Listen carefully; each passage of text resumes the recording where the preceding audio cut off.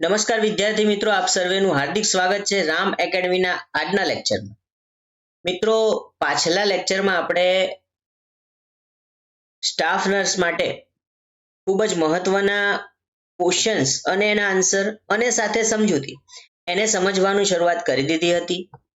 હવે જેમ તમે જાણો છો કે પહેલો વિડીયો જે વિદ્યાર્થીઓએ જોયો હશે, ભાગ નંબર 1 જેણે જોયો હશે ફંડામેન્ટલ નર્સિંગના ફ્લુઇડ બેલેન્સ અને ઇમ્બેલેન્સનો, એ વિદ્યાર્થી મિત્રોને ખબર હશે કે આપણે ગયા સેશનમાં 5 ક્વેશ્ચનને ડિટેલમાં ડિસ્કસ કર્યા હતા. ઠીક છે, એટલે આપણો જે લેક્ચર્સ હોય છે એ પ્રશ્નો અને થિયરીનો સમન્વય હોય છે.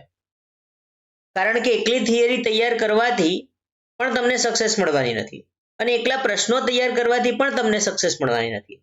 એટલે આપણે આપણી ચેનલ રામ એકેડમી એની ઉપર આપણે એક એ રીતનો કોર્સ લોન્ચ કરેલો છે કે જેની અંદર તમે ક્વેશ્ચનની સાથે સાથે થિયરી પણ એવી રીતે તૈયાર કરો છો કે જેથી કરીને તમારા પ્રશ્નો જે પૂછાય છે એની અંદરથી બી તમે બીજા પ્રશ્નો તૈયાર કરી શકો અને તમારા થોડાક કન્સેપ્ટ જે છે એમાંથી ક્લિયર થતા હોય છે.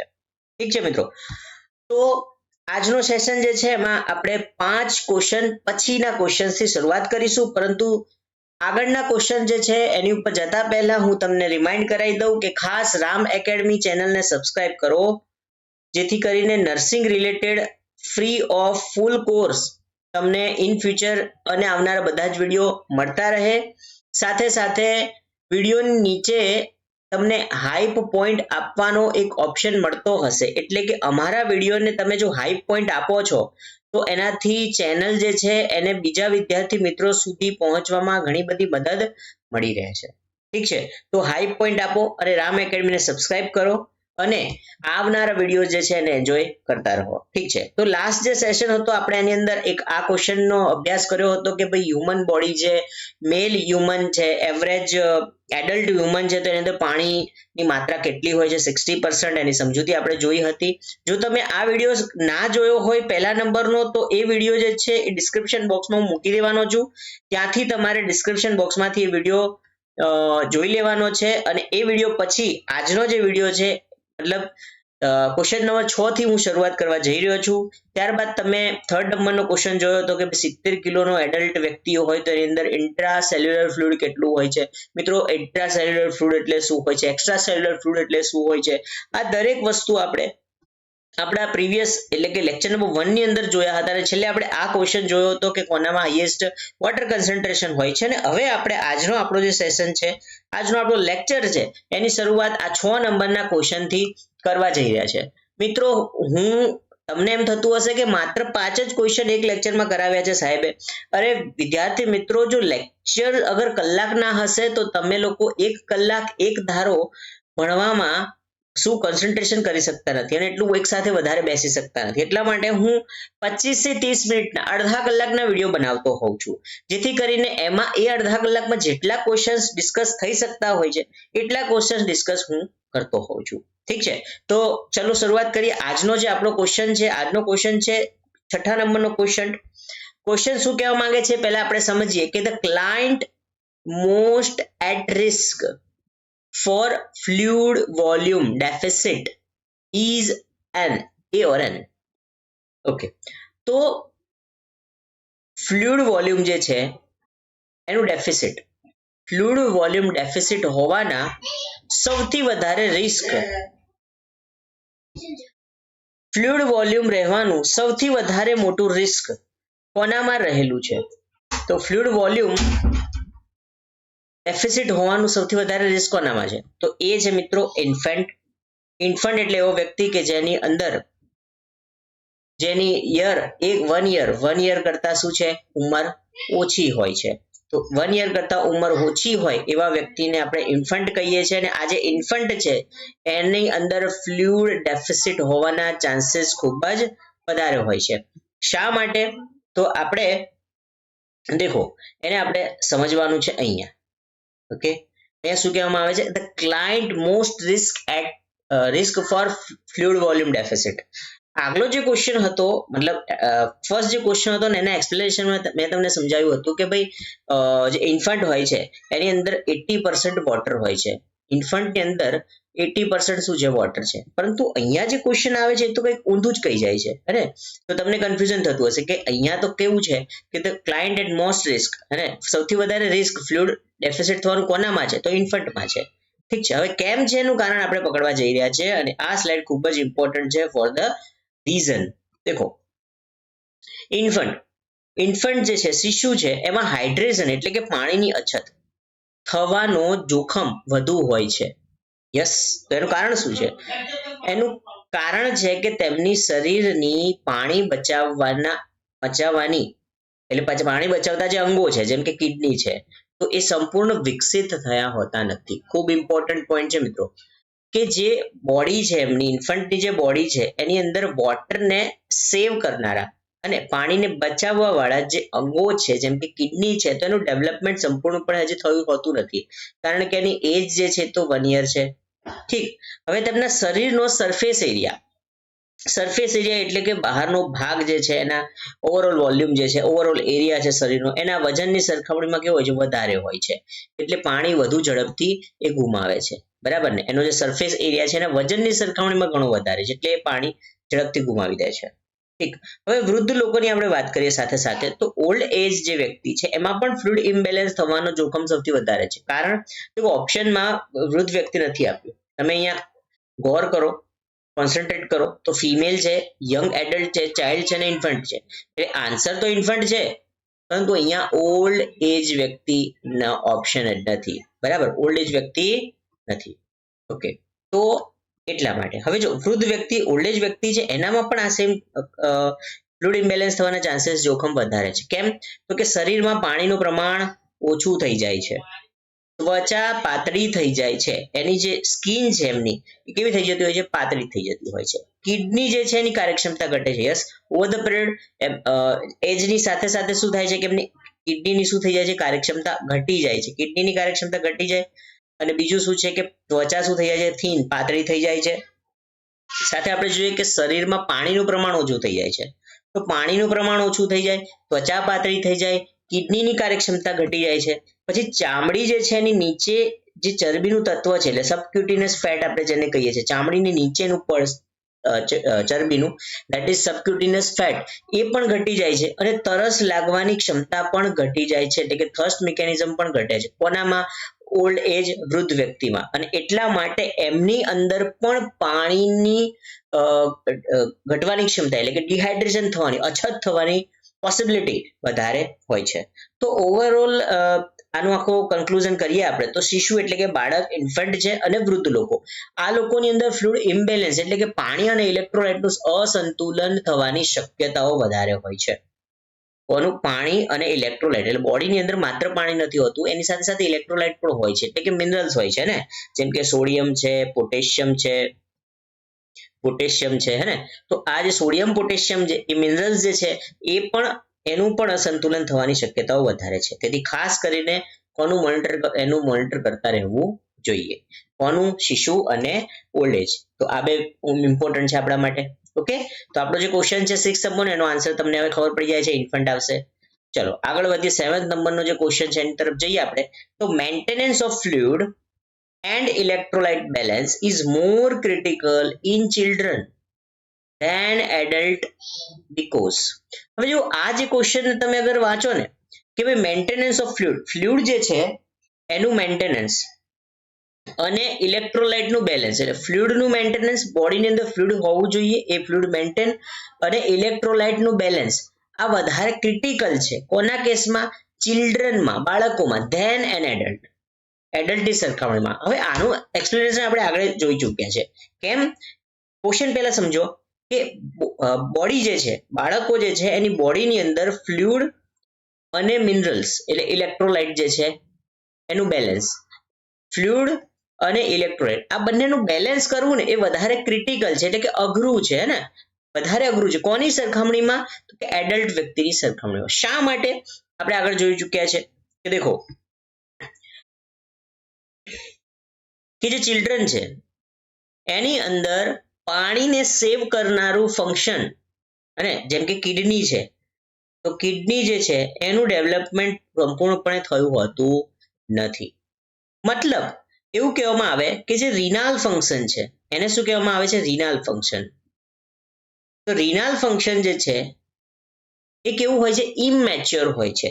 Renal function is immature in children below 4 years. 4 વર્ષથી ઓછા ઉંમરનું બાળક હોય તો એની અંદર રિનાલ ફંક્શન જે છે ને એ ઇમેચ્યોર છે, એટલે મેચ્યોર થયું હોતું નથી, અને એટલા માટે એની અંદર બેલેન્સ, વોટર બેલેન્સ અને મિનરલ્સ બેલેન્સ જે છે એ ખૂબ જ ડિફિકલ્ટ હોય છે. ઠીક છે, તો આનો જે આન્સર જે છે આપણે આગળ જોઈ ચૂક્યા છે કે એની રિનાલ સિસ્ટમ એટલે કે એની કિડની જે છે એ સંપૂર્ણપણે ડેવલપ થઈ હોતી નથી.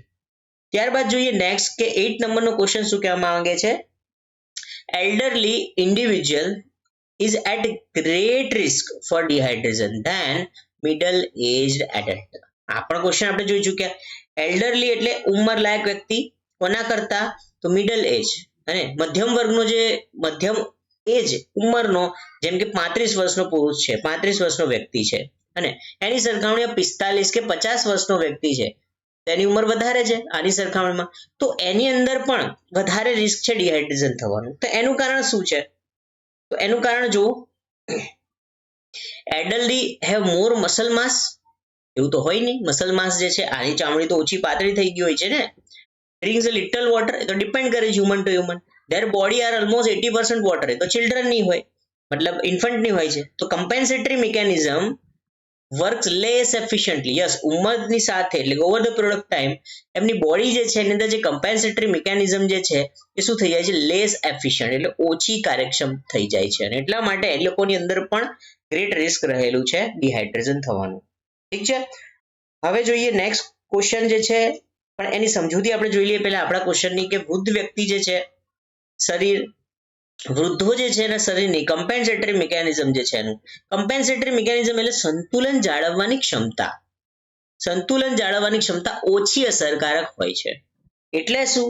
એટલે એમ કે તરસ લાગવાની ક્ષમતા ઘટે છે, રિનાલ ફંક્શન ઓછું અસરકારક થઈ જાય છે. દેખો, જ્યારે 4 વર્ષથી ઉપરનું બાળક થઈ જાય છે તો ધીરે ધીરે એની સિસ્ટમ જે છે મેચ્યોર થઈ જાય છે, અને એનું રિનાલ ફંક્શન, કિડનીનું ફંક્શન, બોડી જે છે ઇફેક્ટિવલી વર્ક કરે છે. પરંતુ સાથે સાથે જ્યારે એની ઉંમર વધતી જાય છે, 50 ઉપર જતા રહે છે, અને એલ્ડર બની જાય છે, ઓલ્ડ એજ, વૃદ્ધ થઈ જાય છે, તો પછી એનું ફંક્શન ફરીથી કાર્ય કરવામાં ઇનએફિશિયન્ટ એટલે કાર્યક્ષમ ઓછું થઈ જાય છે. એટલે એનું રિનાલ ફંક્શન જે છે એ શું થઈ જાય છે? ઓછી અસરકારક બને છે. શરીર જે છે એમાં પાણી બચાવી શકતું નથી, શરીર પાણી બચાવી શકતું નથી, તેથી સરળતાથી ડિહાઇડ્રેશન થાય છે. આ કોની વાત કરી? વૃદ્ધોની વાત કરવામાં આવી રહી છે. તો જવાબ એટલા માટે આવે છે કે કમ્પેન્સેટરી મિકેનિઝમ એટલે સંતુલન જાળવવાની જે ક્ષમતા છે એ ઓછી થઈ ગઈ છે. ઓકે, ચલો જોઈએ next question. In a patient the fluid balance is indicated by.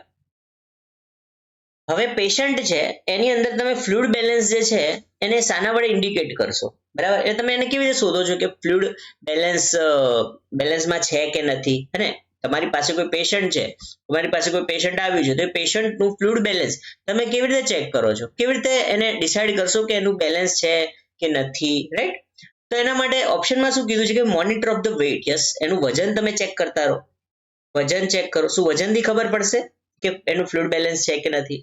Physical examination કરો, એની ઇનપુટ આઉટપુટ ચેક કરો, કે પછી ઓલ ઓફ ધ અબો? તો yes, all of the અબો answer છે એનો. આ બધી જ વસ્તુ કરશો ત્યારે તમને ખબર પડશે કે વ્યક્તિ જે છે એનું ફ્લુઇડ બેલેન્સ છે કે નથી, કે ફ્લુઇડ બેલેન્સ કયા લેવલ પર છે.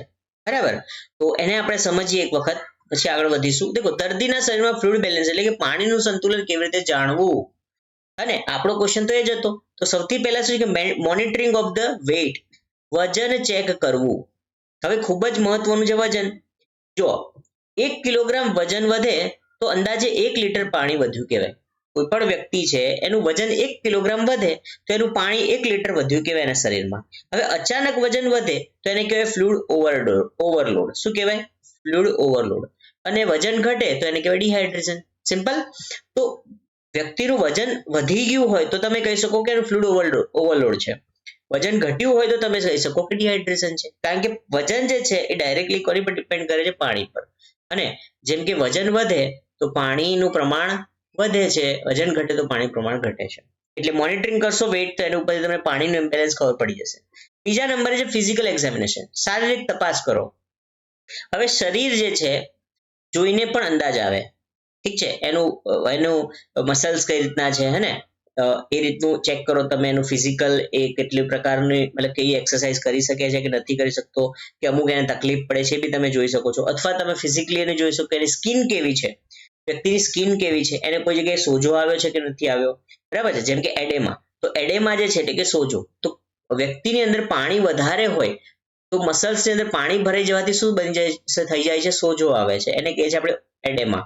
તો એને શું સોજો આવ્યો છે કોઈ જગ્યાએ કે નહીં, પછી એની સ્કિન શું ડ્રાય થઈ ગઈ છે, જો પાણી ઓછું થઈ ગયું હશે તો માઉથ ડ્રાય થઈ ગયું હશે, એનું મોં ડ્રાય થઈ ગયું હશે, એની સ્કિન ડ્રાય થઈ ગઈ હશે, હે ને. તો ઓછું પાણી હશે તો આ પ્રકારના સિમ્ટમ્સ હશે. બીપી અને પલ્સમાં પણ ફેરફાર આવી ગયો હશે, જો એના વોટર લેવલની અંદર શું હશે, અસંતુલન હશે તો ફિઝિકલ એક્ઝામિનેશન એટલે શું, એને જોઈને પણ ખબર પડી જશે, નિહાળીને પણ તમે એને એક્ઝામિન કરીને કહી શકશો કે આ રીતનું કંઈક પ્રોબ્લેમ છે. પછી જે ઇનપુટ અને આઉટપુટનો ચાર્ટ, કેટલું પાણી અંદર જાય છે અને બહાર જાય છે એ માપવું. પાણી, ઇનપુટમાં પાણી અથવા આઈવી ફ્લુઇડ્સ આપો તમે, આઉટપુટમાં યુરિન, સ્ટૂલ અને વોમિટ જે છે એને ચેક કરો, કેટલું ફ્લુઇડ અંદર જાય છે, કેટલું ફ્લુઇડ બહાર આવે છે, એનો એક ગ્રાફ બનાવો, એનાથી પણ તમને એનો અંદાજ આવી શકે છે ફ્લુઇડ બેલેન્સનો. અને સૌથી એક્યુરેટ મેથડ માનવામાં આવે છે input output is the most accurate method of measuring the fluid balance. Okay, તો ફાઇનલ કન્ક્લુઝન શું છે કે ફ્લુઇડ બેલેન્સ સમજવા માટે બધી જ મેથડ જરૂરી છે, એટલે જવાબમાં શું આવશે, ઓલ ઓફ ધ અબોવ. ઠીક, ઓકે, ચલો નેક્સ્ટ ક્વેશ્ચન તરફ જઈએ. 10th ક્વેશ્ચન છે આપણો. 10th ક્વેશ્ચનમાં શું કહેવામાં આવ્યું છે મિત્રો, 10th ક્વેશ્ચન જે છે આપણને એમ કહે છે કે ફ્લુઇડ જે છે, the fluid and electrolyte balance in a patient can be easily assessed by. Assess કરવું એટલે એને જજ કરવું, એને મેળવવું, અથવા એનો શું કહેવાય, એનો અંદાજ મેળવવો, અને અંદાજ મેળવવો. તો અંદાજ જે છે એ કેવી રીતે આવશે, ફ્લુઇડ અને ઇલેક્ટ્રોલાઇટ બેલેન્સ, પેશન્ટની અંદર ફ્લુઇડ અને ઇલેક્ટ્રોલાઇટના બેલેન્સનો અંદાજ કેવી રીતે આવશે, બરાબર છે. તો એના માટે તમે કયા પેરામીટર્સ ચેક કરશો, જો દેખો, બ્લડ પ્રેશર ચેક કરશો તો આવશે, યસ, બ્લડ પ્રેશરથી આવી શકે છે, બ્લડ પ્રેશર ડિહાઇડ્રેશન થયું તો ઓછું થઈ જાય છે, પલ્સ રેટથી તમને અંદાજો આવી શકે છે, યુરિન આઉટપુટથી તમને અંદાજો આવી શકે છે. મતલબ ઓલ ઓફ ધ અબોવ શું છે, રાઈટ આન્સર છે, કે આ બધા જ ઉપરના જેટલા પણ ઓપ્શન છે એનાથી તમને અંદાજો આવી શકે, તમે એસેસ કરી શકો છો, અને એસેસ કરી શકો છો કે ભાઈ પેશન્ટ જે છે એને ફ્લુઇડ અને ઇલેક્ટ્રોલાઇટ જે છે એનું બેલેન્સ શું છે, એની શું પરિસ્થિતિ છે, કયા સ્ટેટમાં છે. ઠીક છે મિત્રો, તો આ જે છે એ 10th ક્વેશ્ચન છે. હવે જોઈએ આપણે વધારાનો, મતલબ એક એવો જ એક રિલેટેડ ક્વેશ્ચન કે એક્સેસિવ વોમિટિંગ થાય છે. એક્સેસિવ એટલે ખૂબ જ વધારે પડતું વોમિટિંગ થાય છે, હે ને. તો વોમિટિંગ વધારે થાય છે અને હેમરેજ થઈ ગયું હોય તો એનાથી શું થાય, સમજો. ખૂબ જ ઇમ્પોર્ટન્ટ કન્સેપ્ટ છે મિત્રો, ખૂબ જ ઇમ્પોર્ટન્ટ કન્સેપ્ટ છે. 11મા નંબરનો ક્વેશ્ચન, મોસ્ટ ઇમ્પોર્ટન્ટ કન્સેપ્ટ અત્યારે હું તમને બતાવીશ કે કોઈ વ્યક્તિ છે એને એક્સેસિવ વોમિટિંગ થાય છે, એટલે કે વોમિટિંગ વધારે થાય છે અને એને કાં તો હેમરેજ થઈ ગયું છે, તો એનાથી શું થશે, શું હાઇપોવોલેમિયા કહેશો તમે એને, શું એને હાઇપરવોલેમિયા કહેશો, કે પછી એને ફ્લુઇડ ઓવરલોડ કહો છો, કે એડેમા કહો છો, બરાબર. તો હવે આનો આન્સર તમને અહીંયા દેખાય છે કે ભાઈ હાઇપરવોલેમિયા.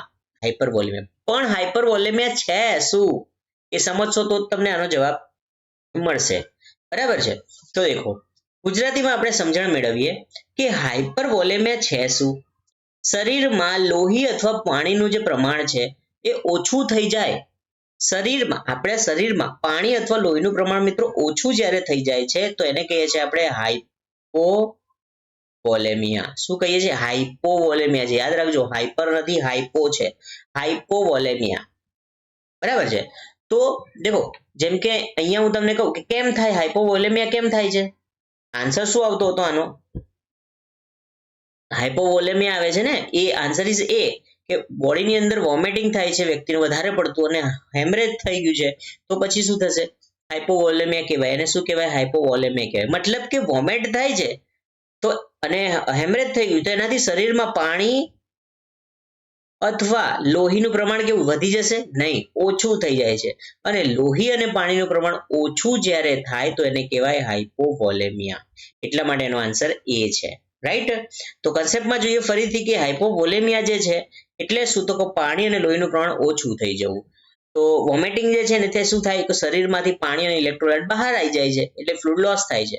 હેમરેજ જે છે એનાથી શું થાય, રક્તસ્રાવ થાય છે, લોહી જે છે સીધું બહાર આવી જાય છે બોડીમાંથી, અને બ્લડ વોલ્યુમ ઓછું થઈ જાય છે. તો આ બંને થાય એને શું કહે છે, આપણે હાઇપોવોલેમિયા કહીએ છીએ, બરાબર? તો આ બંને કારણોને લીધે શરીરમાં પાણીનું પ્રમાણ ઓછું થઈ જાય છે એટલે એને કહેવામાં આવે છે હાઇપોવોલેમિયા.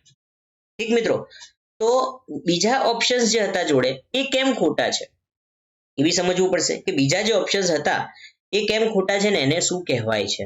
તો દેખો, બાકીના જે બીજા વિકલ્પ જે છે એની અંદર એક હતું હાઇપરવોલેમિયા.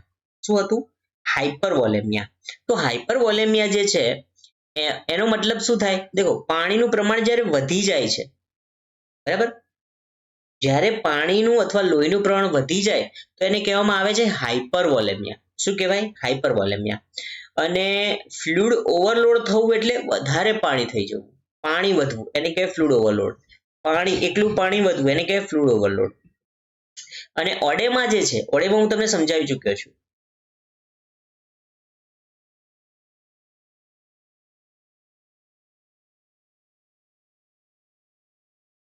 ઓડેમા આપણે સમજી ચૂક્યા છે. ઓડેમા એટલે શું, તો કે સોજો. વ્યક્તિ જે છે એની અંદર ફ્લુઇડ ઓવરલોડ થવાને કારણે શું થઈ જાય છે, ઘણી વખત સોજો આવી જાય છે. કોઈ બોડી પાર્ટ્સની અંદર કોઈ જગ્યાએ સોજો આવી જતો હોય તો એ જે સોજો આવી જાય છે એને આપણે ફ્લુઇડ ઓવરલોડ કહીએ છીએ. શું કહીએ છીએ? ફ્લુઇડ ઓવરલોડ કહીએ છીએ, રાઈટ? તો આ જે ફ્લુઇડ ઓવરલોડ જે છે, સોજો આવી જાય છે સામાન્ય રીતે શાના કારણે, ફ્લુઇડ ઓવરલોડને કારણે, એને કહેવામાં આવે છે સોજો. અને એ જે સોજો છે એ પ્રક્રિયાને મતલબ એને આપણે કહીએ છીએ ઓડેમા. તો ઓડેમાના કારણે તો પાણી ઓછું થતું નથી, ફ્લુઇડ ઓવરલોડ જે છે એના કારણે પાણી ઓછું થતું નથી. અને હાઇપરવોલેમિયા આ એક એવો કન્સેપ્ટ છે